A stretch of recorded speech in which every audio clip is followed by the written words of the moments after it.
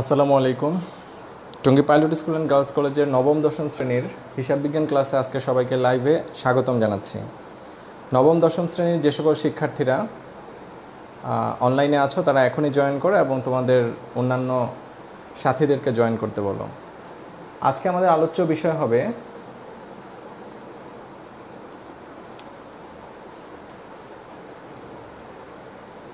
আজকে আমাদের আলোচনার বিষয় হচ্ছে জাবেদা দাখিলা ষষ্ঠ অধ্যায়। নবম দশম শ্রেণীর জন্য আমি বলতেছি তাদের মেইন বইয়ের ষষ্ঠ অধ্যায় জাবেদা দাখিলা। ক্লাস পরিচালনায় আছে আমি মোহাম্মদ ইয়াকুব হোসেন মামুন, প্রভাষক হিসাব বিজ্ঞান, Tongi pilot school and girls college. তো সবাই আমাদের লাইভ ক্লাসটিতে দ্রুত জয়েন করার জন্য আমি অনুরোধ করতেছি। যারা এখনো অংশগ্রহণ করনি খুব দ্রুত অংশগ্রহণ করার জন্য অনুরোধ করতেছি।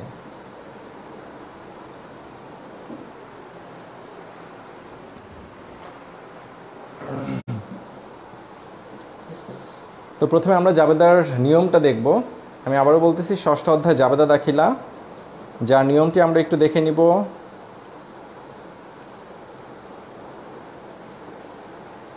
প্রথমে আমাদের ডেবিট ক্রেডিট নির্ণয়ের সূত্রটা প্রয়োজন হবে। জাবেদা করতে গেলে যে জিনিসটা প্রয়োজন হয় সেটি হচ্ছে ডেবিট ক্রেডিট নির্ণয়ের সূত্র। তো আমরা দেখতে পাচ্ছি ডেবিট ক্রেডিট নির্ণয়ের সূত্রটা স্ক্রিনে দেখা যাচ্ছে। প্রথমেই হচ্ছে সম্পদ হিসাব। আমরা জানি ফার্স্ট ক্লাসটি আমি করেছিলাম, সেখানে বলেছিলাম হিসাব সমীকরণে অর্থাৎ হিসাবকে আধুনিক পদ্ধতিতে কয়টি ভাগে ভাগ করা যায়, 5টি ভাগে ভাগ ছিল। তার মধ্যে একটি ছিল সম্পদ হিসাব। তো একটু দেখে নাও, সম্পদ যদি বৃদ্ধি পায় তাহলে ডেবিট হয়, কারণ আমাদের সম্পদ বেসিক্যালি হচ্ছে ডেবিট ব্যালেন্স। তো সম্পদ যদি বৃদ্ধি পায় তাহলে ডেবিট হবে, আর যদি হ্রাস পায় মানে সম্পদ কমে যায় প্রতিষ্ঠানে তাহলে সেটা ক্রেডিট হবে।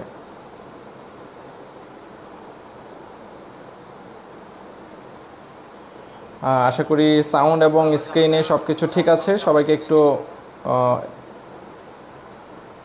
হ্যাঁ, আরিফুজ্জামান স্যার একটু কমেন্ট করলে ভালো হয় যে সব কিছু ক্লিয়ার আছে কিনা, সাউন্ড এবং স্ক্রিনে দেখানো মেজারমেন্ট।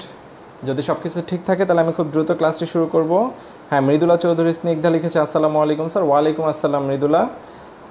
আপনার অন্যান্য সাথীদেরকে জয়েন করার জন্য অনুরোধ করতেছি। শিক্ষার্থী বন্ধুরা, তোমাদের জন্য আজকে আমি জাবেদা দাখিলা নিয়ে আলোচনা করব।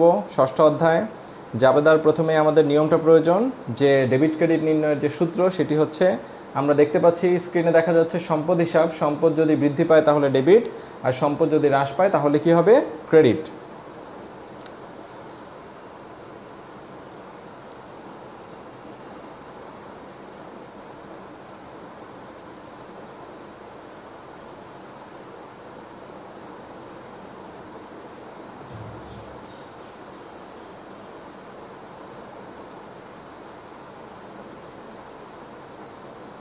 ওকে, তারপর হচ্ছে আমরা যদি হিসাবে ডেবিট ক্রেডিট নির্ণয়ের পরবর্তী ধাপে চলে যাই, পরবর্তী ধাপ হচ্ছে ব্যয় হিসাব। আমরা জানি সম্পদের পরে যে হিসাবটি সেটি হচ্ছে ব্যয় হিসাব। ব্যয় যদি বৃদ্ধি পায় তাহলে সেম দেখো, ব্যয় বৃদ্ধি পেলেও ডেবিট, আর হ্রাস পেলে হয়ে যাচ্ছে কি ক্রেডিট। অর্থাৎ যদি হ্রাস পায় তাহলে ক্রেডিট হবে, আর যদি বৃদ্ধি পায় তাহলে কি হবে, ব্যয় ডেবিট হয়ে যাবে। তার মানে সম্পদ এবং ব্যয় দুইটা কিন্তু একই রুলস প্রযোজ্য। সম্পদ এবং ব্যয়, আমি সম্পদটা আবারও দেখাচ্ছি একটু পিছনে গিয়ে। সম্পদটা ছিল কি, সম্পদ ছিল ডেবিট ব্যালেন্স, বৃদ্ধি পেলে ডেবিট, হ্রাস পেলে ক্রেডিট। ঠিক একইভাবে আমরা বলতে পারি যে ব্যয়ও ডেবিট ব্যালেন্স, সেটাও যদি বৃদ্ধি পায় তাহলে ডেবিট, হ্রাস পেলে হয়ে যাচ্ছে কি ক্রেডিট।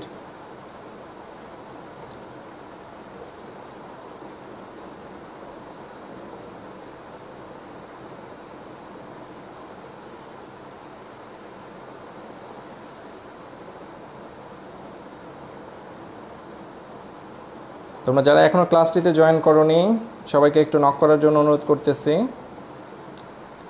আজকের ক্লাসটি খুবই গুরুত্বপূর্ণ, যেহেতু আমি জাবেদা দাখিলা সম্পর্কে ক্লাস নেব। জাবেদা দাখিলা তোমাদের খুবই গুরুত্বপূর্ণ একটি অধ্যায়।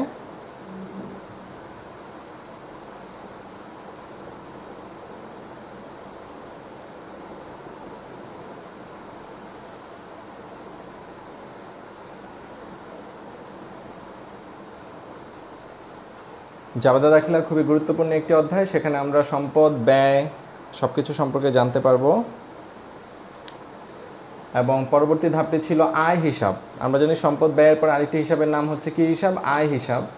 যাবতীয় আয় ক্রেডিট ব্যালেন্স যদি সেটি বৃদ্ধি পায়, দ্যাট মিনস যদি আয় বৃদ্ধি পায় তাহলে সেটা ক্রেডিটই থাকবে, কিন্তু যদি হ্রাস পায় তাহলে সে ডেবিট হয়ে যাচ্ছে। কারণ আয় ক্রেডিট ব্যালেন্স ছিল, আয় ক্রেডিট ব্যালেন্স হওয়ার কারণে সে বৃদ্ধি পেলে ক্রেডিটই থাকতেছে, আর হ্রাস পেলে কী হয়ে যাচ্ছে, ডেবিট হয়ে যাচ্ছে। আমরা পরবর্তী ধাপে চলে যাচ্ছি। আয়ের পরে হচ্ছে কি মালিকানা সত্ত্ব বা সত্ত্বাধিকার হিসাব। এক্ষেত্রেও সেম নিয়ম যে সত্ত্বাধিকার হচ্ছে ক্রেডিট ব্যালেন্স। সত্ত্বাধিকারও যদি আমাদের বৃদ্ধি পায় তাহলে ক্রেডিটই থাকবে, আর যদি হ্রাস পেয়ে যায় তাহলে কি হয়ে যাবে, ডেবিট হয়ে যাবে। তো 5টা নিয়ম আমি আবারও প্রথম থেকে একটু দেখাবো। সম্পদ ছিল ডেবিট, ব্যয় ছিল ডেবিট, আয় ক্রেডিট ছিল, দায় ক্রেডিট ছিল এবং মালিকানা সত্ত্ব ক্রেডিট।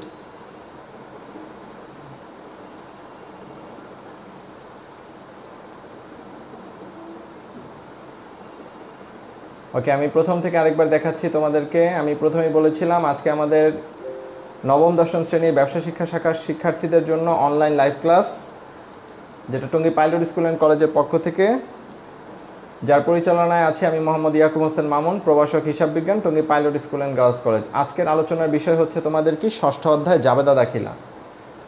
তো জাবেদা দাখিলা করার আগে আমি বলেছিলাম হিসাবের ডেবিট ক্রেডিট নির্ণয়ের যে সূত্র সেটি তোমাদের জানতে হবে। তোমরা আশা করি জানো সবাই, তারপরে একটু রিভাইজ দেওয়ার জন্য আমি দেখাচ্ছি। আমরা জানি প্রথমে সম্পদ হিসাব। সম্পদ হচ্ছে বেসিক্যালি ডেবিট ব্যালেন্স। যত প্রকার সম্পদ আছে যেমন আসবাবপত্র, দালান কোঠা, ভূমি, টাকা পয়সা, নগদ টাকা, ব্যাংক জমা, সবই কিন্তু বেসিক্যালি কি ডেবিট। কিন্তু এটা সবসময় ডেবিট থাকবে না, কারণ সম্পদ যত বৃদ্ধি পাবে তত ডেবিট হবে। কিন্তু যদি প্রতিষ্ঠান থেকে সম্পদ হ্রাস পেয়ে যায় তাহলে কি হয়ে যাবে, ক্রেডিট হয়ে যাবে। যেমন আমি বলতে পারি একটি যন্ত্রপাতি ক্রয় করছে 5,000 টাকা দিয়ে, এক্ষেত্রে যন্ত্রপাতি বৃদ্ধি পাচ্ছে তাই যন্ত্রপাতি ডেবিট হবে, কিন্তু যন্ত্রপাতি কিনতে গিয়ে যে টাকাটা চলে যাচ্ছে সেটাও সম্পদ ছিল, সেটা কিন্তু হ্রাস পাচ্ছে, তাই কি হয়ে যাবে, ক্রেডিট হয়ে যাবে। পরবর্তী ধাপে চলে যাচ্ছি। সম্পদের পরে ছিল ব্যয় হিসাব। ব্যয় হচ্ছে বেসিক্যালি ডেবিট ব্যালেন্স, যেমন মজুরি, বেতন, বিমা, এই সকল প্রকার খরচগুলোকে আমরা এক কথায় কি বলবো, ডেবিট। কিন্তু যদি ব্যয় বৃদ্ধি পায়, প্রতিষ্ঠানে যত তুমি ব্যয় করবে, খরচ করবে, তত তোমার কি হবে, ডেবিট হবে। আর যদি ব্যয় হ্রাস পেয়ে যায় তাহলে কি হয়ে যাবে, ক্রেডিট হয়ে যাবে। আলামিন হোসেন লিখেছে আসসালামু আলাইকুম স্যার। ওয়ালাইকুম আসসালাম আলামিন। জেরিন মাহমুদ ওয়ালাইকুম আসসালাম। আর যে আসিফ খান ওয়ালাইকুম আসসালাম। তোমাদের সবাইকে স্বাগতম আমাদের আজকের লাইভ ক্লাসে। ক্লাসটি খুব মনোযোগের সাথে উপভোগ করো এবং তোমাদের ব্যবসা শিক্ষা শাখার শিক্ষার্থীদের জয়েন করতে বলো। আর যারা ক্লাসটি এখন জয়েন করতে পারতেছে না তারা পরবর্তীতে অবশ্যই স্ক্রিন থেকে দেখে নিবে। আমি প্রথমে দেখাচ্ছিলাম তোমাদেরকে জাবেদা দাখিলার রুলস, যেক্ষেত্রে আমরা প্রথমে দেখে আসছি সম্পদ, তারপর ব্যয়। এখন দেখব আমরা আয়। আয় হচ্ছে ক্রেডিট ব্যালেন্স। ক্রেডিট যদি বৃদ্ধি পায় তাহলে ক্রেডিট থাকবে, হ্রাস পেলে কী হয়ে যাবে, ডেবিট হয়ে যাবে।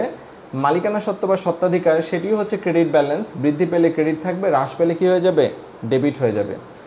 আর সর্বশেষ একটা দায় ছিল, দায় হিসাবটা স্ক্রিনে আসে নাই যদিও, আমরা দায়ের ব্যালেন্সটা দেখতে পাচ্ছি। দায় হচ্ছে ক্রেডিট ব্যালেন্স এবং সেটা যদি বৃদ্ধি পায় ক্রেডিটই থাকবে, হ্রাস পেলে কী হয়ে যাবে, ডেবিট হয়ে যাবে। তো আমি সম্পূর্ণ সূত্রটা স্ক্রিনে দেখাচ্ছি, তোমরা যদি যদিও লেখাগুলো মনে হয় ছোট হবে যেহেতু সবগুলো একসঙ্গে, তারপরেও চেষ্টা করো বোঝার জন্য। আধুনিক শ্রেণী বিভাগ। সম্পদ হচ্ছে ডেবিট, বৃদ্ধি পেলে ডেবিট, হ্রাস পেলে ক্রেডিট। ব্যয় হচ্ছে ডেবিট, বৃদ্ধি পেলে ডেবিট, হ্রাস পেলে ক্রেডিট। তার মানে এই দুইটা রুলস হচ্ছে সেম। সম্পদ এবং ব্যয় হচ্ছে রুলস সেম। দায়, আয় এবং সত্ত্বাধিকার, এই তিনটাই দেখো ক্রেডিট ব্যালেন্স। দায়, আয়, সত্ত্বাধিকার হচ্ছে কি ব্যালেন্স, ক্রেডিট ব্যালেন্স। এবং ক্রেডিট যদি বৃদ্ধি পায় তাহলে কিন্তু ক্রেডিটই থাকতেছে, হ্রাস পেলে হয়ে যাচ্ছে কি, ডেবিট। যেমন আয় ক্রেডিট ব্যালেন্স, বৃদ্ধি পেলে ক্রেডিট, হ্রাস পেলে হয়ে যাচ্ছে ডেবিট। তেমনি সত্ত্বাধিকার, বৃদ্ধি পেলে ক্রেডিট, হ্রাস পেলে হয়ে যাচ্ছে ডেবিট। আমি আশা করি সবাই বুঝতে পেরেছো এবং কোনো কোশ্চেন থাকলে আমাকে জিজ্ঞেস করতে পারো কমেন্ট বক্সে। এরপর আমরা একটা অঙ্কে চলে যাব, মূলত তোমাদের টেক্সট বই, বোর্ড প্রশ্ন থেকে বা বোর্ড বই থেকে আমরা একটা অঙ্কে চলে যাব। তোমাদেরকে বের করতে বলা হবে। আচ্ছা, যে দায় হিসাবটা স্ক্রিনে বাদ পড়েছিল সেটি হচ্ছে এটি। দায়ও হচ্ছে আমাদের কি, যদি বৃদ্ধি পায় ক্রেডিট, মানে যদি বৃদ্ধি পায়, আর যদি হ্রাস পায় কমে যায় তাহলে কি হয়ে যাচ্ছে, ডেবিট হয়ে যাচ্ছে। তো হিসাব বিজ্ঞান বোর্ড বই তোমাদের পৃষ্ঠা 71 এর কাজ করব আমরা। তোমরা যারা উপস্থিত আছো তারা দয়া করে বোর্ড বইয়ের 71 পৃষ্ঠার কাজ যেটি আছে সেটি একটু বের করলে আমাদের জন্য অঙ্কটি করতে সুবিধা হবে। আজকে আমরা একটি জাবেদার অঙ্ক করব এবং আমি প্রত্যেকটা এন্ট্রি তোমাদের বুঝিয়ে বুঝিয়ে দিব।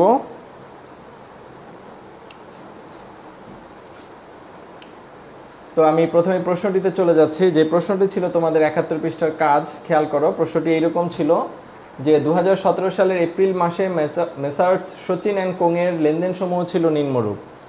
আমি একটু সময় দিচ্ছি তোমাদেরকে। পেজ নাম্বার 71, আমি আবারও দেখাচ্ছি।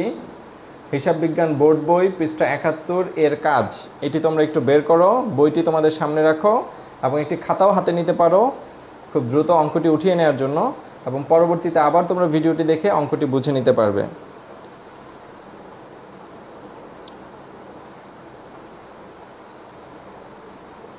ওকে, আমরা চলে যাচ্ছি অঙ্কটিতে। অঙ্কটির প্রশ্নটি আবারও বলতেছি। 17 সালে এপ্রিল মাসে মেসার সচিন অ্যান্ড কোংয়ের লেনদেন সমূহ ছিল নিম্নরূপ। প্রথমেই হচ্ছে এপ্রিল 1 তারিখে ছিল দেনাদার থেকে চেক প্রাপ্তি। তারপর কয়েকটি এন্ট্রি ছিল এপ্রিল 3, 5, 8, 10, 12, 15। স্ক্রিনে লেখাগুলো আশা করতেছি বোঝা যাচ্ছে। তারপর ছিল 18, 20, 22, 25, 30 এবং সর্বশেষ ছিল উপরোক্ত লেনদেন সমূহ সাধারণ জাবেদা। তা আমরা একটু স্ক্রিনের এন্ট্রিগুলো একবার দেখে নেই। 1 তারিখে ছিল দেনাদার হতে চেক প্রাপ্তি। আমরা দেনাদার থেকে চেক পেয়েছি, এটার কি জাবেদা তোমরা একটু মনে মনে রিভিউ করার চেষ্টা করো। আমি একটু পরে জিজ্ঞেস করব, যদি পারো কমেন্ট বক্সে অ্যান্সার করবে খুব দ্রুত। মারুফের নিকট থেকে ঋণ গ্রহণের কি জাবেদা? আন্তঃফেরত 500 টাকা, পুরাতন আসবাবপত্র বিক্রয় 2000 টাকা, দেনাদারের 1000 টাকা আদায়যোগ্য নয়, ব্যাংক কর্তৃক প্রদেয় বিলে অর্থ পরিশোধ 3000 টাকা, অফিসের জন্য চেয়ার টেবিল ক্রয় হচ্ছে 7000 টাকা, বিনিয়োগের সুদ আদায় হয়ে গেছে 1000 টাকা, প্রাপ্য কমিশন হচ্ছে মাত্র 600 টাকা, ব্যাংক থেকে উত্তোলন করা হয়েছে 4000 টাকা, পাওনাদারকে চেকে পরিশোধ করা হয়েছে 6500। খুব ইম্পর্টেন্ট একটা এন্ট্রি। পাওনাদারকে চেকে পরিশোধ 6500 টাকা, বাট্টা প্রাপ্তি আবার বলতেছে কত টাকা? 500 টাকা।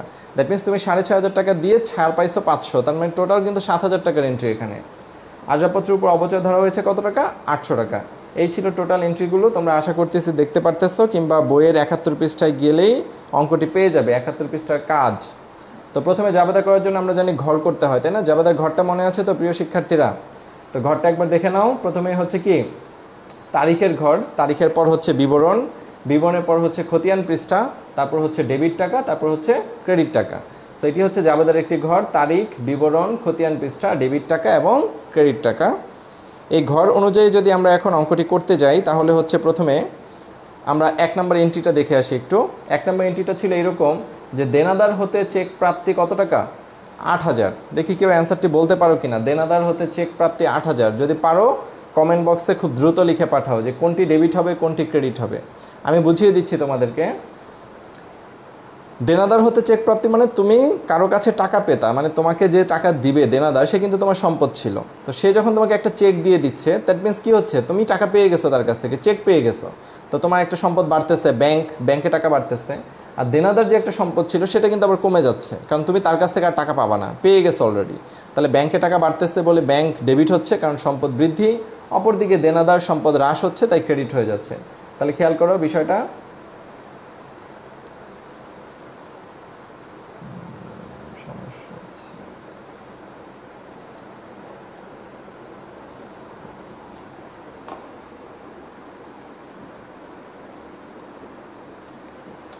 তাহলে খেয়াল করো, প্রথমে আমি স্ক্রিনে ঘরটা দেখাচ্ছি। ঘরটা ছিল তারিখ, বিবরণ, খতিয়ান পৃষ্ঠা, ডেবিট টাকা, ক্রেডিট টাকা।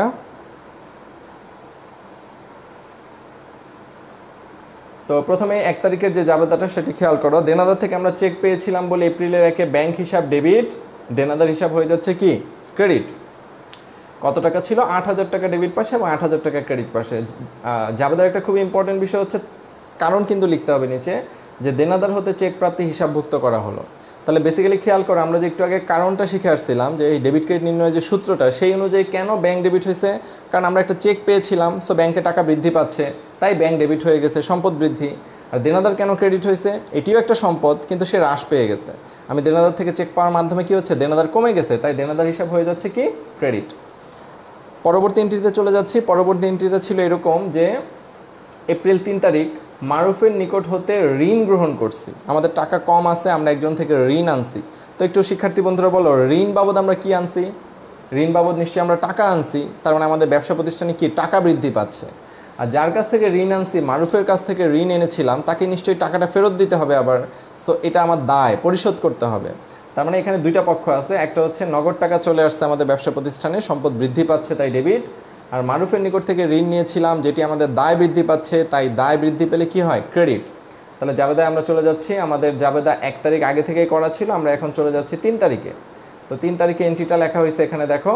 নগদান হিসাব হচ্ছে ডেবিট, মারুফের ঋণ হিসাব হচ্ছে কি? ক্রেডিট। 20,000 টাকা ডেবিট সাইডে এবং 20,000 টাকা ক্রেডিট সাইডে। সো কারণটা লেখা হয়েছে মারুফের নিকট থেকে ঋণ গ্রহণ হিসাবভুক্ত করা হলো। আশা করি এন্ট্রিটা বোঝা যাচ্ছে।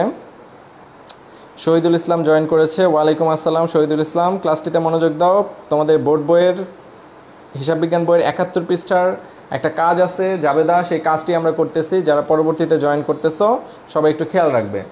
তো নগদান হিসাব যেহেতু ডেবিট আর মারুফের ঋণ ক্রেডিট হয়ে গেছে, আমরা পরবর্তী এন্ট্রিতে চলে যেতে পারি। পরবর্তী এন্ট্রিটা ছিল কি? পরবর্তী এন্ট্রিটা ছিল এরকম যে এপ্রিলের 5 তারিখ আন্তঃফেরত 500 টাকা। আমরা নিশ্চয়ই জানি আন্তঃফেরত মানে কি? আমি বিক্রয় করেছিলাম, সেটা ফেরত আসতেছে, দ্যাট মিনস এটা বিক্রয় ফেরত। আন্তঃফেরতের আরেকটা নাম কি শিক্ষার্থীরা? বিক্রয় ফেরত। তো বিক্রয় ফেরত হলে কি হচ্ছে? বিক্রয় ফেরত হলে আমাদের দেখা যাচ্ছে আমাদের একদিকে আন্তঃফেরত বা বিক্রয় ফেরত, যেহেতু এটা আয় হ্রাস পেয়েছে, আয় হ্রাস, এজন্য এটা ডেবিট, আর দেনাদার হিসাব হয়ে যাচ্ছে কি? ক্রেডিট। সো আমাদের ওকে শহীদুল ইসলাম, থ্যাংক ইউ। আন্তঃফেরত বা বিক্রয় ফেরত ডেবিট এবং দেনাদার হিসাব কি হয়ে যাচ্ছে? ক্রেডিট। তো কেন এটা ডেবিট ক্রেডিট হলো আমি আবারও বলতেছি, তুমি যখন বিক্রয় করেছিল তখন তোমার আয় হয়েছিল, এখন যেহেতু সে ফেরত দিয়ে দিছে তোমার আয় হ্রাস পেয়েছে। তো আমরা জানি আয় হ্রাস পেলে কি? আয় ছিল ক্রেডিট ব্যালেন্স, রাইট? হ্রাস পেলে কি হয়ে যাচ্ছে? ডেবিট।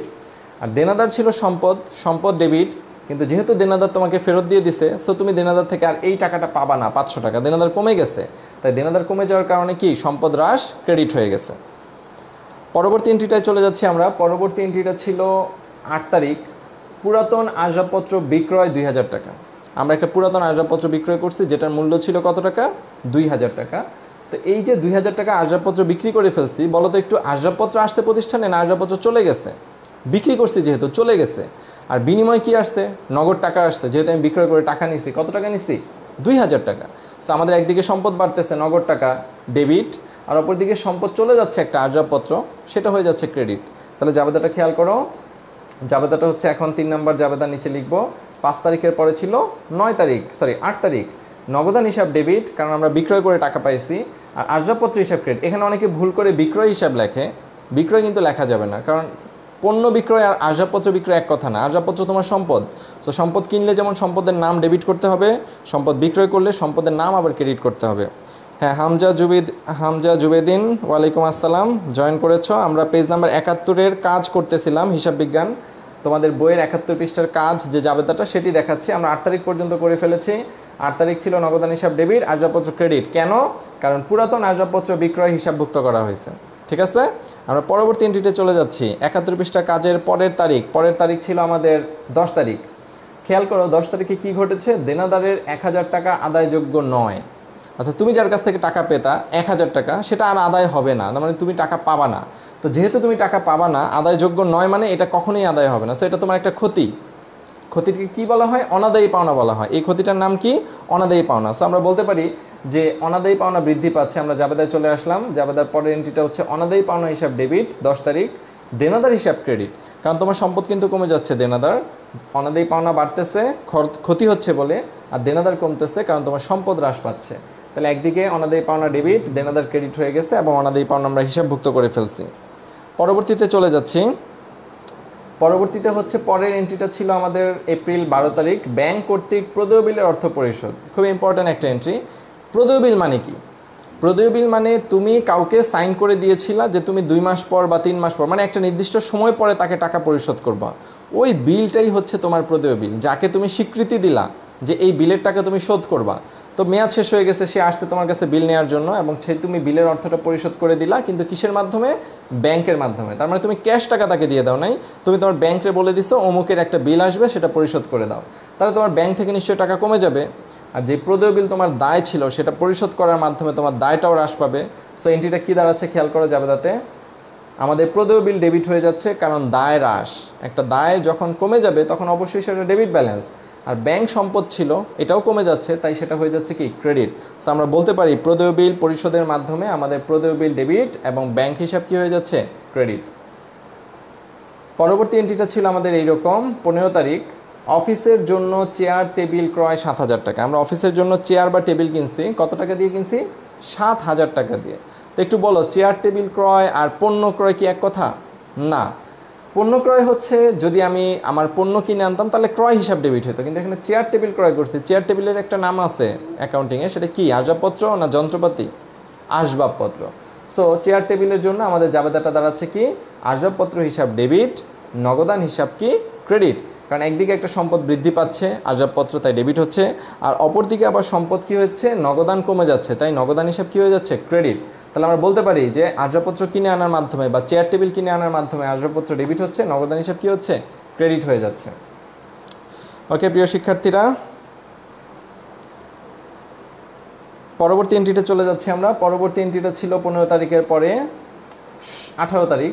বিনিয়োগের সুদ আদায় হয়েছে কত টাকা? 1000 টাকা। তুমি কোথাও ইনভেস্ট করেছিলা, বিনিয়োগ করেছিলা, সাপোজ তুমি একটা ব্যাংকে ফিক্সড ডিপোজিট করছিলা, তুমি একটা শেয়ার ক্রয় করছিলা, মানে তোমার টাকা তুমি ইনভেস্ট করছো, তো ওইখান থেকে যে সুদটা তুমি পাইতেছো বা আয় হইতেছে সেটাই হচ্ছে কি বিনিয়োগের সুদ আদায় হয়েছে কত টাকা? 1000 টাকা। দ্যাট মিনস ব্যবসা প্রতিষ্ঠানে কি আসতেছে? টাকা আসতেছে। 1000 টাকা তোমার বৃদ্ধি পাচ্ছে। আর তোমার কি জন্য এটা আয় হয়েছে? বিনিয়োগের সুদের জন্য আয় হয়েছে। সেখানে দুইটা এন্ট্রি, একটা হচ্ছে নগদান বৃদ্ধি পাইছে তাই ডেবিট, আর অপর দিকে আয় বৃদ্ধি পেলে হয়ে যায় ক্রেডিট। সো জাবেদাটা দাঁড়াচ্ছে নগদান হিসাব ডেবিট, বিনিয়োগের সুদ হিসাব ক্রেডিট। সো আমরা একটু দেখে আসি স্ক্রিনে। জাবেদার ঘরের লাস্ট এন্ট্রি এটা 15 তারিখের পরে। আমি ভেঙে ভেঙে করতেছি তোমাদেরকে বুঝিয়ে দেওয়ার জন্য। 10 তারিখের আগে কিন্তু 4টে এন্ট্রি হয়ে গেছে। 10 তারিখ থেকে আবার এখানে 4টে এন্ট্রি করব, পরের পেজে গিয়ে আবার 4টে এন্ট্রি করবো। টোটাল মেবি 12টা এন্ট্রি আছে।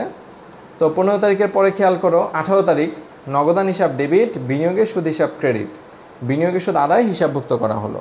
সো আশা করি 1 থেকে 18 তারিখ পর্যন্ত কোনো সমস্যা নেই। যদি কোনো তারিখে তোমাদের প্রবলেম থাকে আমাকে কমেন্ট বক্সে জানাও যে কত তারিখ তোমাদের জন্য আবার একটু আমাকে বোঝাতে হবে, তোমরা অবশ্যই আমাকে জানাবে। হ্যাঁ, এমডি আবদুল্লাহ জয়েন করেছে। ওয়ালাইকুম আসসালাম আবদুল্লাহ। বোর্ড বইয়ের অ্যাকাউন্টিং বই 71 পৃষ্ঠার কাজ করতেছিলাম আমরা, সেই কাজটি দেখার জন্য অনুরোধ করতেছি, ধন্যবাদ। পরবর্তী এন্ট্রিতে চলে যাচ্ছি আমরা। 71 পৃষ্ঠার কাজের যে 20 তারিখের এন্ট্রিটা ছিল যে প্রাপ্য কমিশন, খেয়াল করো, নট প্রাপ্ত। প্রাপ্ত এক কথা, প্রাপ্য এক কথা। প্রাপ্য মানে কি? ভবিষ্যতে পাবা। প্রাপ্য কমিশন মানে তোমার কমিশন ধার্য হয়েছে বাট তুমি এখন আদায় করতে পারো নাই। তো এই প্রাপ্য কমিশন 600 টাকা মানে কি? তুমি সাপোজ তোমাকে আমি একটা কাজ দিলাম যে আমার একটা প্রোডাক্ট মার্কেটে বিক্রি করে দিতে পারলে তোমাকে আমি 600 টাকা কমিশন দেবো। তুমি প্রোডাক্টটা নিয়ে গেছো গতকালকে, নিয়ে সারাদিন পরিশ্রম করে তুমি বিকালবেলা প্রোডাক্টটা বিক্রি করছো। তো বিক্রি করার পরে কিন্তু তুমি আমার কাছ থেকে 600 টাকা কমিশন প্রাপ্য হয়েছো, বাট আমি কি এখনও তোমাকে 600 টাকা দিয়ে দিছি? দেই নাই। এই জন্য এটা প্রাপ্য থাকবে। যখন আমি দিয়ে দিব তখন সেটা প্রাপ্ত হবে, বাট তুমি বিক্রি করার মাধ্যমেই এটা তোমার কি একটা আয় হয়ে গেছে এবং তুমি আমার কাছ থেকে পাবা টাকাটা, তাই এটা তোমার সম্পদেও পরিণত হচ্ছে। সো এটা জাবেদাটা দাঁড়াচ্ছে প্রাপ্য কমিশন, একটা সম্পদ বৃদ্ধি পাচ্ছে ডেবিট, আর অপরদিকে প্রাপ্ত কমিশন মানে আয় হয়ে গেছে, মানে তুমি যেহেতু এটা কাজ করে ফেলছো এটা তোমার আয়, তাই ক্রেডিট। সো জাবেদাটা খেয়াল করো। নতুন একটা ছকে আবার দেখাচ্ছি। তারিখ ছিল 20 তারিখ। প্রাপ্য কমিশন হিসাব ডেবিট, প্রাপ্ত কমিশন হিসাব ক্রেডিট। কারণ প্রাপ্য কমিশন আমরা কি করে ফেলছি? হিসাবভুক্ত করে ফেলছি। কত টাকা? 600 টাকা। শিফু স্যারকে আসসালামু আলাইকুম। আচ্ছা, শহীদুল ইসলাম লিখেছে এমন কোনো ব্যবসা আছে যেটায় সুদ নেই? হ্যাঁ, অবশ্যই। ব্যবসা করতে গেলে যে সুদের বিষয় থাকবে এমন কোনো কথা নেই। তুমি নির্দ্বিধায় সুদ ছাড়া ব্যবসা করতে পারো, কিন্তু বর্তমান বিশ্ব ব্যবস্থা আমাদেরকে এমনভাবে চক্রাকারে আবদ্ধ করে ফেলছে যে তোমাকে সুদ মানে না চাইলেও তোমাকে নিতে হবে। কারণ ব্যাংকিং সেক্টরটা এখন সারা বিশ্বে এমনভাবে জড়ায় গেছে, তোমার ইনকাম, তোমার লস, তোমার জমা, তোমার খরচ, তোমার দেনাদারের কাছ থেকে টাকা আদায়, পাওনাদারকে পরিশোধ, কোনো না কোনো কিছু করতে গেলে তোমাকে ব্যাংকে শরণাপন্ন হতে হবে। ইভেন তুমি যদি কোথাও জব করো সেক্ষেত্রেও তোমার বেতনটা ব্যাংকে এসে ঢুকবে। তুমি যদি বিদ্যুৎ বিল দাও সেক্ষেত্রে তোমাকে ব্যাংকের মাধ্যমে দিতে হবে। তো সব কিছু মিলে আসলে আমরা সুদের চক্রে পড়ে গেছি। তবে তুমি যদি বেসিক্যালি সুদ থেকে বেঁচে থাকতে চাও, তুমি সুদবিহীন একটা ব্যবসা করবে যেখানে তুমি ব্যাংকে কোনো টাকা রাখবে না, ব্যাংকের সাথে কোনো লেনদেন করবে না। সেক্ষেত্রে যদি তুমি ছোটোখাটোভাবে ব্যবসাটা পরিচালনা করতে পারো, তুমি সুদমুক্ত থাকতে পারবে। ধন্যবাদ। আচ্ছা, পরবর্তী এন্ট্রিতে চলে যাচ্ছি আমরা। পরবর্তী যে এন্ট্রিটা ছিল 71 পৃষ্ঠার কাজের এপ্রিল 22, বলতেছে ব্যাংক হতে উত্তোলন 4000 টাকা। ব্যাংক হতে উত্তোলন কত টাকা? 4000 টাকা। তো ব্যাংক থেকে যেহেতু আমরা 4000 টাকা উঠায় ফেলছি, সেক্ষেত্রে কি হইলো? ব্যাংকে কি টাকা বেড়ে গেল না কমে গেল? অবশ্যই কমে গেছে। আর অনেকে এটাকে ভুল করে উত্তোলন হিসাব লিখে ফেলি আমরা, কিন্তু খেয়াল রাখবা ব্যাংক থেকে উত্তোলন মানে এটা অফিসের জন্য উত্তোলন। তার মানে ব্যাংক থেকে তুমি টাকাটা অফিসে নিয়ে আসছো, তো তোমার টাকা বৃদ্ধি পাচ্ছে অফিসে, আর ব্যাংকের টাকা কমে যাচ্ছে, এখানে কিন্তু উত্তোলন হচ্ছে না। উত্তোলন কখন হয়? যখন মালিক তার নিজ প্রয়োজনে টাকা উত্তোলন করে, ব্যক্তিগত প্রয়োজন যেটা। এখানে কিন্তু কোথাও আমি বলি নাই ব্যক্তিগত প্রয়োজনে ব্যাংক থেকে উত্তোলন, বলেছি? বলিনি। তার মানে এটা ব্যাংক থেকে উত্তোলন মানে অফিসের জন্য উত্তোলন। অফিসের জন্য উত্তোলনের জাবেদা কি? নগদান হিসাব ডেবিট, ব্যাংক হিসাব ক্রেডিট। তো চলে আসতেছি আমরা জাবেদার ঘরে। জাবেদার ঘরে আমরা দেখতে পাচ্ছি নগদান হিসাব 22 তারিখ ডেবিট হয়ে গেছে, আর ব্যাংক হিসাব কি হয়ে গেছে? ক্রেডিট। কারণ ব্যাংক থেকে উত্তোলন হিসাবভুক্ত করেছি, একদিকে সম্পদ বৃদ্ধি পেয়েছে ডেবিট, অপরদিকে সম্পদ হ্রাস পেয়েছে তাই ক্রেডিট। তারপরে এন্ট্রিতে চলে যাচ্ছি আমরা। 22 তারিখের পরে ছিল এপ্রিল 25, পাওনাদারকে চেকে পরিশোধ 6500 টাকা। আমি বলছিলাম অঙ্ক শুরু করার আগে খুবই ইম্পর্টেন্ট একটা এন্ট্রি, 25 তারিখ, সবাই মনোযোগ দিয়ে বোঝার চেষ্টা করো। পাওনাদারকে চেকে পরিশোধ করছো 6500, আবার বাট্টা পাইছো 500। বাট্টা মানে কি? বাট্টা মানে কিন্তু ছাড়। এখানে তোমাকে কেউ 500 টাকা ক্যাশ দেয় নাই, বা তুমি কাউকে 500 টাকা ক্যাশ দিবে না, তোমাকে জাস্ট একটা ডিসকাউন্ট দেওয়া হয়েছে, ছাড় দেওয়া হয়েছে। তুমি শোধ করছো কিন্তু 6,500, চেক দিয়ে দিছো 6,500, ছাড় পাইছো 500, তার মানে তোমার টোটাল দেওয়ার কথা কিন্তু ছিল 7,000। তোমার কাছে ওই লোকটা 7,000 টাকা পাইতো, তুমি 6,500 দিয়ে 500 টাকা ছাড় পেয়ে গেছো, তার মানে 7,000 টাকার একটা লেনদেন 6,500 টাকা দিয়ে আমরা কি করতেছি, নিষ্পত্তি করতেছি। তো আমরা এন্ট্রিটাতে চলে যাচ্ছি, খুবই ইম্পর্টেন্ট একটু এন্ট্রি, তাই একটু বড় করে ঘর করা হয়েছে। পাওনাদার হিসাব এখানে ডেবিট হয়ে যাচ্ছে, যেহেতু তুমি দায় পরিশোধ করে ফেলছো, তোমার দায় কিন্তু কমে যাচ্ছে। আমরা জানি দায় ক্রেডিট, হ্রাস পেলে কি হয়, ডেবিট। সো পাওনাদার হিসাব ডেবিট, ব্যাংক থেকে টাকা চলে গেছে, ব্যাংক হিসাব ক্রেডিট, আর প্রাপ্ত বার্তা মানে তুমি ছাড় পাইছো, যেটা বার্তা ছাড় পাইছো সেটা হয়ে যাচ্ছে ক্রেডিট। তার মানে প্রাপ্য কমিশন হিসাবভুক্ত করা হলো এই যে জাবেদাটা, খুব ইম্পর্টেন্ট জাবেদা। পাওনাদারকে চেকে পরিশোধ, পাওনাদার হিসাব ডেবিট, ব্যাংক হিসাব ক্রেডিট, প্রাপ্ত বার্তা হিসাব ক্রেডিট। আশা করি বুঝতে পেরেছ। আমি বলেছিলাম 1 থেকে 25 তারিখ কোনো এন্ট্রি যদি তোমাদের প্রবলেম হয়, রিপিট করতে হয়, আমাকে কমেন্ট বক্সে জানাবে, আমি সেটা আবার রিপিট করব। শহীদুল ইসলাম, ব্যাংক থেকে তো লোন নিতে হবে সব সময়, তো হাতে টাকা থাকে না। হ্যাঁ, ব্যাংক থেকে তুমি যদি লোন নাও, হাতে টাকা না থাকে, তখনই তুমি কি সুদের চক্রাকারে পড়ে যাচ্ছ। সো সেক্ষেত্রে তো আর কিছু করার নেই। ব্যাংক থেকে লোনে যাওয়া মানে কি, তোমাকে ইন্টারেস্ট দিতে হবে। তো বিভিন্ন ইসলামী শরিয়া মোতাবেক ব্যাংক আছে, তারা যদিও ইন্টারেস্টটা ডিরেক্ট ইন্টারেস্ট নেয় না, তারা মুনাফার আকারে নেয়। সেক্ষেত্রে তুমি ইসলামী ব্যাংকগুলোতেও যোগাযোগ করতে পারবে ইনশাল্লাহ ভবিষ্যতে। তো এপ্রিল 25-এর পর চলে আসতেছে আমাদের এপ্রিল 30, লাস্ট এন্ট্রি। আসবাবপত্রের উপর অবচয় ধার্য করে ফেলছি আমরা, কত টাকা, 800 টাকা। একটা আসবাবপত্র আমরা জানি এটা স্থায়ী সম্পদ, কিন্তু ব্যবহার করার মাধ্যমে এটা ক্ষয় হয়। তো এই যে ক্ষয়প্রাপ্ত অংশটাকে বলা হয় অবচয়। অবচয় ধার্যের জাবেদা কি, আমরা জানি এপ্রিল 30-এ যে জাবেদাটা হচ্ছে লাস্ট জাবেদা, আমি শেষে লিখতেছি, খেয়াল করো তোমরা। এপ্রিল 30 তারিখ, অবচয় হিসাব ডেবিট, পুঞ্জীভূত অবচয় হিসাব ক্রেডিট। কারণ অবচয় হচ্ছে একটা ব্যয় বৃদ্ধি পাইছে তোমাদের প্রতিষ্ঠানে, আর পুঞ্জীভূত অবচয় হচ্ছে বিপরীত সম্পদ, মানে সম্পদের বিপরীতে তুমি 800 টাকা জমায় রাখবা, যখন এটা জমতে জমতে বড় হবে তুমি আবার একটা আসবাবপত্র কিনতে পারবে, এটাকে বিপরীত সম্পদ বলা হয়। সো অবচয় হিসাব ডেবিট, পুঞ্জীভূত অবচয় হিসাব ক্রেডিট, আসবাবপত্র অবচয় হিসাবভুক্ত করা হলো। এই ছিল আমাদের টোটাল 1 থেকে 30 তারিখ পর্যন্ত সবগুলো জাবেদা। আশা করি তোমরা সবাই বুঝতে পেরেছো। আসিফ খান লিখেছে, স্যার 15 তারিখেরটা আবার বলবেন। আচ্ছা ঠিক আছে, আমি একটু 15 তারিখে ব্যাক করতেছি, তোমরা খেয়াল করো। 15 তারিখে যে এন্ট্রিটা ছিল সেটি হচ্ছে মেবি এইটা, আসবাবপত্রের উপর 18, 15, এইটা 15 তারিখে আমি বুঝাচ্ছি। আচ্ছা, লক্ষণ স্যার ফোন দিয়েছে একটু। লক্ষণ স্যার, আমি আপনাকে পরে ফোনটা ব্যাক করতেছি, ধন্যবাদ। আচ্ছা 15 তারিখ, আর যে আসিফ খান, 15 তারিখের এন্ট্রিটা তোমাকে আবারও বলতেছি, সবার উদ্দেশ্যেই বলতেছি। অফিসের জন্য চেয়ার টেবিল ক্রয় 7,000 টাকা। দ্যাট মিনস তুমি যে চেয়ার টেবিল কিনছো অফিসের জন্য, সেটা তোমার একটা সম্পদ। চেয়ার টেবিলকে এক কথায় বলা হয় আসবাবপত্র। আলমারি, চেয়ার টেবিল, এগুলো ফার্নিচার, একটা প্রতিষ্ঠানের কি ফার্নিচার। এই ফার্নিচারগুলো আমাদের সম্পদ, তাই সম্পদ বৃদ্ধি পাচ্ছে বলে কি হচ্ছে, আসবাবপত্র বৃদ্ধি পাচ্ছে, ডেবিট। তুমি এটা কিনতে গিয়ে তোমার টাকা চলে যাচ্ছে, তাই ক্রেডিট। সো খেয়াল করো জাবেদাটা কি দাঁড়াচ্ছে। 15 তারিখ আমি এখানে লিখে দেখাচ্ছি। 15 তারিখের জাবেদাটা ছিল আসবাবপত্র হিসাব ডেবিট, নগদান হিসাব ক্রেডিট। সো আশা করি বুঝতে পেরেছো, কারণ একদিকে তোমার চেয়ার টেবিল সম্পদ বৃদ্ধি পাইছে, অপরদিকে তোমার টাকা চলে গেছে, নগদান হ্রাস পেয়েছে। তো সম্পদ বৃদ্ধি ডেবিট, নগদান হিসাব credit. Thank you so much.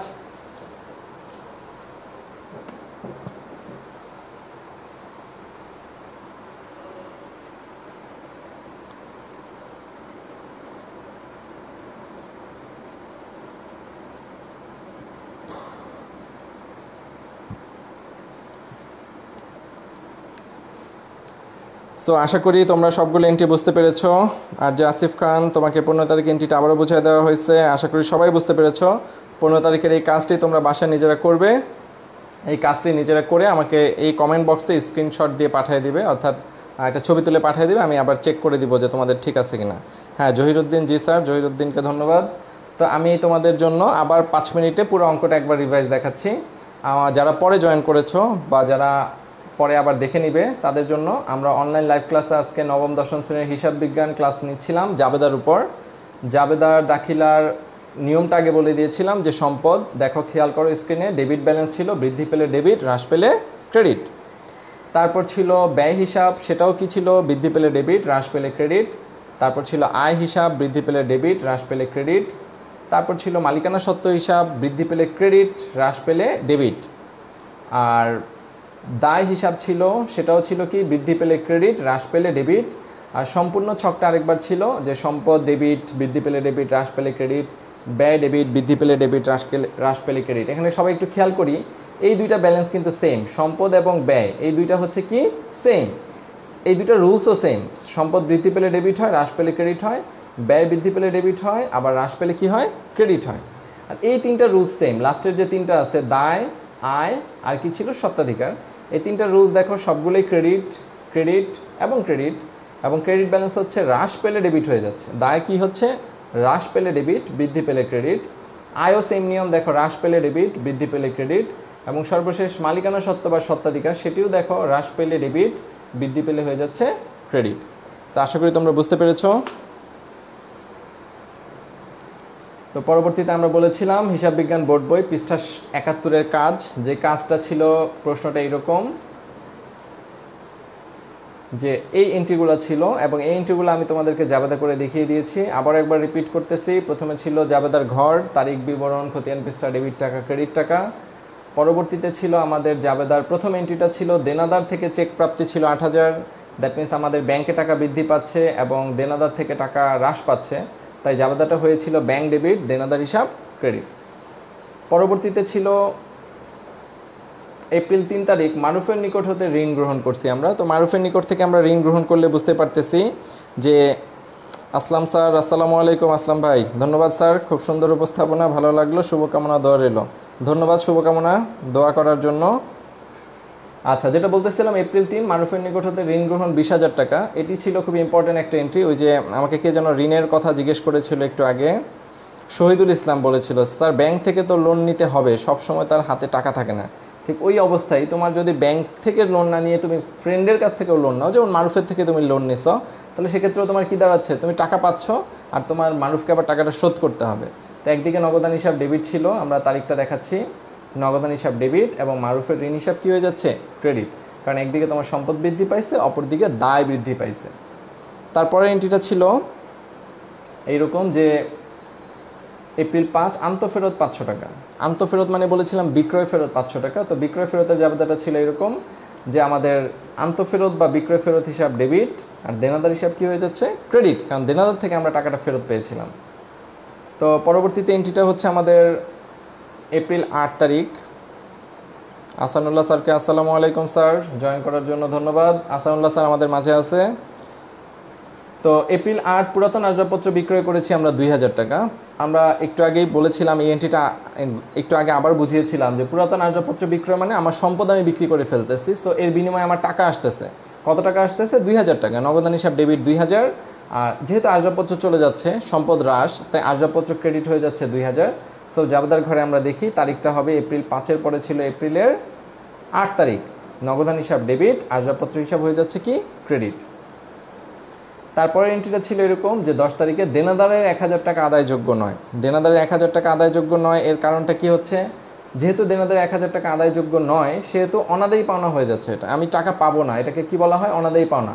অনাদায়ী পাওনা ডেবিট, এটা তোমার ব্যয় বা ক্ষতি হয়ে যাচ্ছে। তুমি যেহেতু একজনের কাছ থেকে টাকা পাবেই না, এটা তোমার ব্যবসায়িক ক্ষতি, তো ক্ষতিটা ডেবিট হবে। আর দেনাদার কি, সম্পদ হ্রাস, তাই ক্রেডিট হয়ে যাচ্ছে। তার পরবর্তী যে এন্ট্রিটা ছিল সেটা ছিল এরকম যে এপ্রিল ১২ ব্যাংক কর্তৃক প্রদেয় বিলের অর্থ পরিশোধ ৩,০০০ টাকা। ব্যাংক থেকে আমরা প্রদেয় বিলের অর্থ শোধ করে দিছি। আমি বলেছিলাম ব্যাংক থেকে যদি প্রদেয় বিলের অর্থ শোধ করে দিই, ব্যাংক থেকে টাকা হ্রাস পায়, আর প্রদেয় বিল একটা দায় ছিল সেটাও হ্রাস পায়। সো জাবেদাটা কী দাঁড়াচ্ছে, জাবেদাটা দাঁড়াচ্ছে ১০ তারিখের পরের যে তারিখটা ছিল ১২ তারিখ, প্রদেয় বিল হিসাব ডেবিট, ব্যাংক হিসাব ক্রেডিট। সো আমার প্রদেয় বিল আমি পরিশোধ করে ফেলেছি, তাই প্রদেয় বিল ডেবিট, আবার ব্যাংক হিসাব কী হয়ে যাচ্ছে, ক্রেডিট। তার পরবর্তী যে এন্ট্রিটা ছিল সেটা ছিল এরকম ১৫ তারিখ অফিসের জন্য চেয়ার টেবিল ক্রয়। তো চেয়ার টেবিল ক্রয় করলে বলেছিলাম আসবাবপত্র আসতেছে সম্পদ পাশে আর নগদ টাকা চলে যাচ্ছে, তাই এন্ট্রিটা ছিল এইরকম যে আসবাবপত্র হিসাব এখানে বৃদ্ধি পাচ্ছে ডেবিট, আসবাবপত্র হিসাব ডেবিট, আর নগদান হিসাব কী ছিল, ক্রেডিট। তো খেয়াল করো, সম্পদ কিনলে যেমন সম্পদ ডেবিট হয়, সম্পদ বিক্রি করে ফেললে কিন্তু আবার ওই সম্পদটা ক্রেডিটও হয়ে যায়। ১৫ তারিখের পরে ছিল আমাদের ১৮ তারিখ বিনিয়োগের সুদ আদায় হয়েছে ১,০০০ টাকা। ১,০০০ টাকা আমরা বিনিয়োগের সুদ আদায় করতে পারছি, তার মানে আমাদের টাকা বৃদ্ধি পাচ্ছে, আর বিনিয়োগের সুদ একটা আয়, সেক্ষেত্রে আয় বৃদ্ধি পাচ্ছে। তাহলে খেয়াল করো শিক্ষার্থীরা, বিনিয়োগের সুদের কারণে আমাদের নগদান হিসাব ডেবিট হয়ে গেছে, আর বিনিয়োগের সুদ আয় সেটা ক্রেডিট হয়ে গেছে। তো বিনিয়োগের সুদ আদায় হিসাবভুক্ত করে ফেলছি আমরা। তার পরবর্তী এন্ট্রিটা ছিল এরকম 20 তারিখ প্রাপ্য কমিশন 600 টাকা। বলেছিলাম যে কমিশনের কাজটা তুমি করছো বা টাকা পাও নাই, সেটাকেই বলা হয় প্রাপ্য কমিশন। তো প্রাপ্য কমিশনের ক্ষেত্রে নিয়মটা কি? প্রাপ্য কমিশন হচ্ছে সম্পদ, প্রাপ্য কমিশন ডেবিট, আর প্রাপ্ত কমিশন হয়ে যাচ্ছে ক্রেডিট। তার মানে একদিকে তোমার সম্পদ বৃদ্ধি পাচ্ছে প্রাপ্য কমিশন, অপরদিকে প্রাপ্ত কমিশন আয় সেটা ক্রেডিট হয়ে যাচ্ছে। তার পরবর্তী যে এন্ট্রিটা ছিল এপ্রিল 22, ব্যাংক থেকে উত্তোলন করছে। আমি বলেছিলাম ব্যাংক থেকে উত্তোলন মানে কিন্তু ব্যক্তিগত উত্তোলন না, এখানে কোথাও ব্যক্তিগত বলা হয়নি, এটা অফিসের জন্য উত্তোলন। তো অফিসের জন্য উত্তোলন তোমরা নগদান বইতে করে থাকো কন্ট্রাএন্ট্রির মতো, সেই রকমই হচ্ছে এপ্রিল 22 ব্যাংক থেকে উত্তোলন, সেটা জাবেদা হচ্ছে কি নগদান হিসাব ডেবিট, আর ব্যাংক হিসাব হয়ে যাচ্ছে কি ক্রেডিট। নগদান হিসাব ডেবিট, ব্যাংক হিসাব ক্রেডিট। 22 তারিখের পরে যে এন্ট্রিটা ছিল এপ্রিল 25, পাওনাদারকে চেকে পরিশোধ 6500 টাকা, বার্তা প্রাপ্তি 500 টাকা। এক্ষেত্রে কি জাবেদাটা দাঁড়াচ্ছে? পাওনাদারকে যেহেতু আমরা 6500 শোধ করে 500 টাকা ছাড় পাইছি, টোটাল 7000 টাকার এন্ট্রি ছিল, তাই জাবেদাটা খুবই ইম্পর্টেন্ট ছিল বলেছিলাম। পাওনাদার হিসাব ডেবিট হয়ে যাচ্ছে, খেয়াল করো 7000, ব্যাংক হিসাব ক্রেডিট হয়ে যাচ্ছে 6500, আর প্রাপ্ত বার্তা হিসাব ক্রেডিট হচ্ছে 500। তাহলে এখানে ইম্পর্টেন্ট এন্ট্রি হচ্ছে 25 তারিখের যে বিষয়টা ছিল, যে এই 25 তারিখে আমরা পাওনাদার হিসাব যে লিখেছিলাম, পাওনাদার হচ্ছে কত টাকা, খুব ইম্পর্টেন্ট 7000 টাকা, পাওনাদার হচ্ছে 7000, ব্যাংক থেকে আমি টাকা দিয়ে দিচ্ছি কত 6500, আর প্রাপ্ত বার্তা যেটা আমার কত টাকা 500 টাকা। সো আশা করি এই 25 তারিখের যে এন্ট্রিটা সেটা তোমরা খুব ভালো করে বুঝতে পারছো। ধন্যবাদ। তারপরে চলে যাচ্ছি আমরা পরবর্তী এন্ট্রিতে। পরবর্তী এন্ট্রিটা ছিল এরকম যে এপ্রিল 30 আসবাবপত্রের উপর অবচয় ধার্য হয়েছে 800 টাকা। তাহলে এপ্রিল 30 আমরা যে অবচয় ধার্য করছি, আচ্ছা, তারপরে হচ্ছে এপ্রিল 30 আসবাবপত্রের উপর অবচয় ধার্য করতে বলতেছে 800 টাকা। তো 800 টাকা অবচয় ধার্য যাবে, তা কি দাঁড়াচ্ছে যে অবচয় হিসাব ডেবিট আর পুঞ্জীভূত অবচয় হিসাব ক্রেডিট। যেহেতু অবচয়টা আমাদের ব্যয় বৃদ্ধি পাচ্ছে তাই ডেবিট, আর পুঞ্জীভূত অবচয় ক্রেডিট, কারণ এটা আমাদের পুঞ্জীভূত অবচয় কি দায়, সো বা বিপরীত সম্পদ বলেছিলাম। অবচয় হচ্ছে ব্যয় বৃদ্ধি ডেবিট, আর পুঞ্জীভূত অবচয় হচ্ছে আমাদের বিপরীত সম্পদ, তাই ক্রেডিট। তো এই ছিল তোমাদের সাথে সম্পূর্ণ বিষয়টি। তো আশা করি তোমরা ভালো করে বুঝতে পেরেছো। তারপরেও যদি না বুঝতে পারো সেটি আমাকে কমেন্ট বক্সে জানাবে, আমি বুঝিয়ে দিব।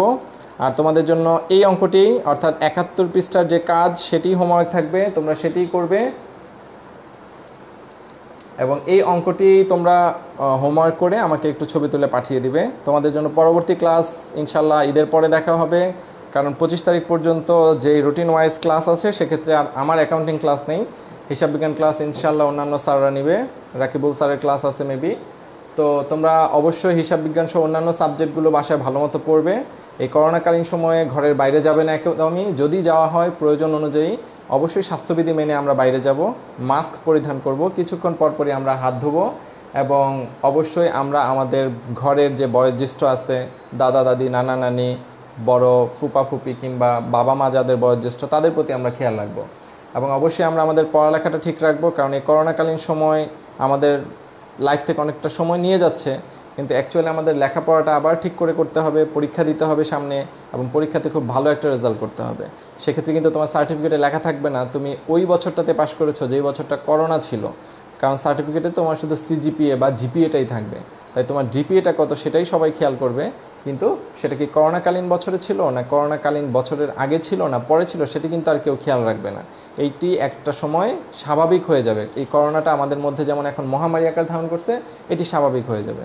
তো আশা করতেছি সবাই ভালো আছো, ভালো থাকবে। ধন্যবাদ সবাইকে। ভিডিওটি তোমরা আবার ভালো করে দেখবে, এবং কোনো প্রশ্ন থাকলে আমাকে কমেন্ট বক্সে জানাবে। ধন্যবাদ।